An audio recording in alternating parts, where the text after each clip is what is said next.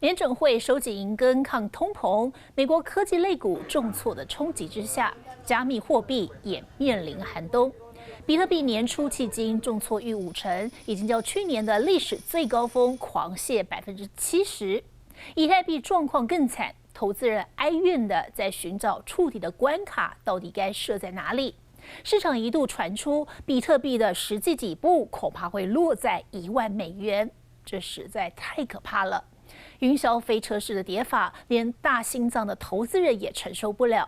记得全球有2个国家把比特币当成国币，一个是中美洲的萨尔瓦多，另一个则是非洲的中非共和国。随着比特币市场近来狂泻，萨尔瓦多的持有价值在账面上已经损失了约60%，推动民间使用比特币的努力也几乎宣告失败。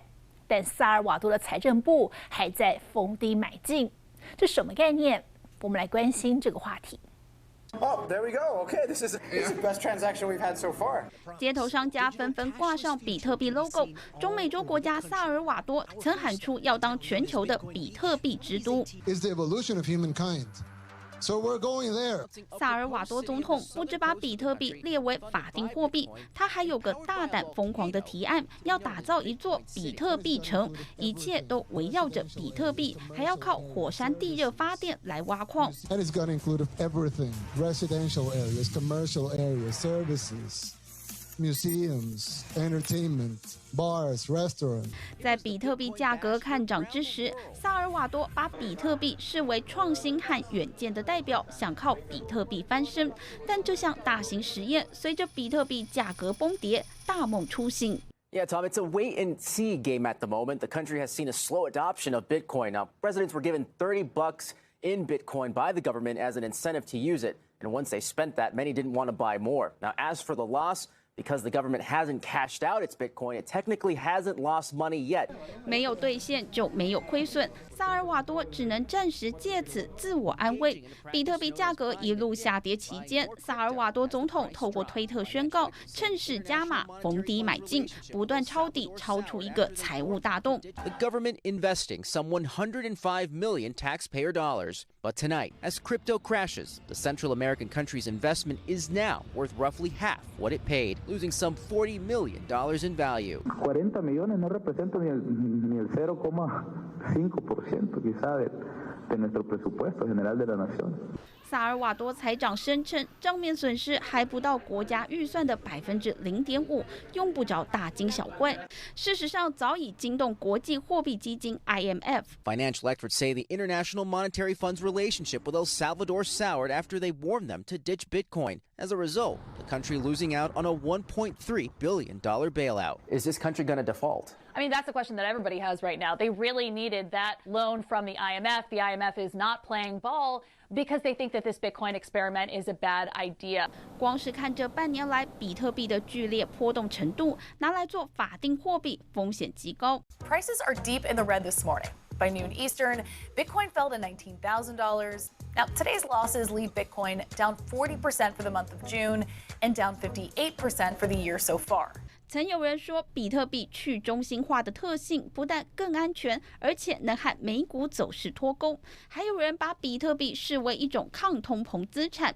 在2022年，这些泡沫全被戳破。This last crypto cycle that we've seen has been a massive byproduct of a global debt-based, non-free risk asset market, right? Money's been historically cheap, making it very easy to take on highly speculative bets in crypto itself.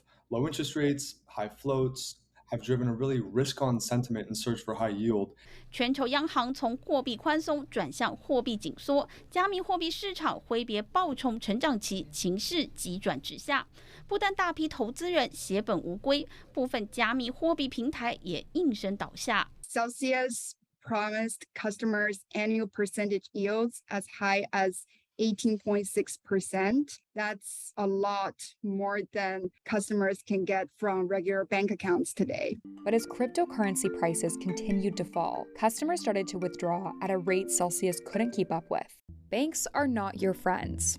That's Alex Mashinsky in the shirt, founder and CEO of Celsius, one of the largest crypto lending platforms.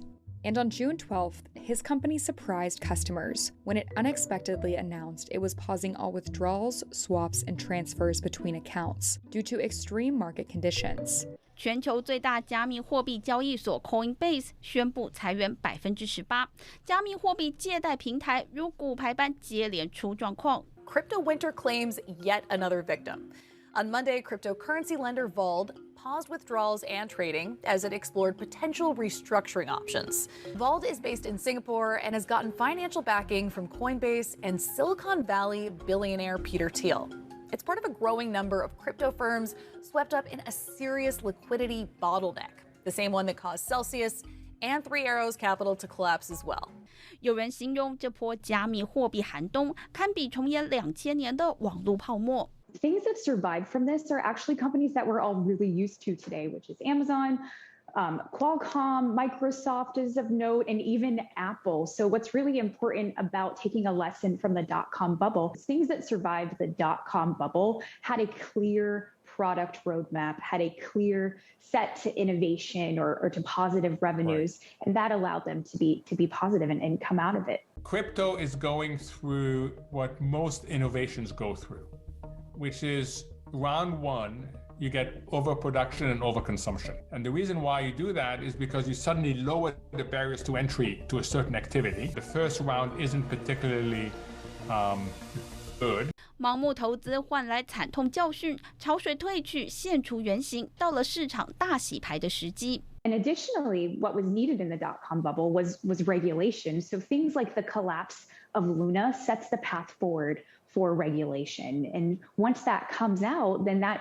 increases investor confidence, in which case we'll see an increase of demand. England's central bank warns that crypto markets need tougher regulation to keep systemic risks from getting too big too fast. 美国、英国和欧盟都开始制定加密货币市场监管规则，确立市场规范，清除市场上的骗局和垃圾商品，或许能让加密货币提早走出寒冬。